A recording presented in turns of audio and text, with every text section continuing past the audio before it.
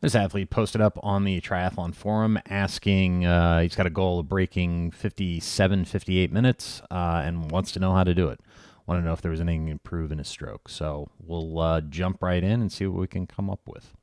So, the first thing we see when we kind of slow this down a little bit, you can see that right hand goes up a little bit. He pulls pretty wide on the pull. It's not straight back. He's got a pretty good high elbow catch. Head position looks pretty good. The thing you can see, and it's coming up here, you can see where he over-rotates really to get the breath. It causes some instability. And then there's, and he said this was at the end of a session, so end of a workout, so that could be part of what's causing this issue. But so here is this over-rotation for the breath. You can see the feet come apart. So that's creating a lot of drag, a lot of instability. It looks like he's looking back almost, which isn't a great place to look. It tends to get in the way of the stroke. Timing is off just a little bit, and it just doesn't look like everything's totally connected together, which would make sense with this. Now, it could also be that he's tired, but again, your technique's only as good as your fitness. So you can see when basically what happens is this hip comes up and down. It dips up and down during that pull when he goes through the pulling cycle.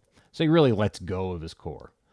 So the biggest thing, though, coming out of this, watching him swim, is the type of training you do matters, especially when you're trying to go 57, 58. It starts to become more and more important.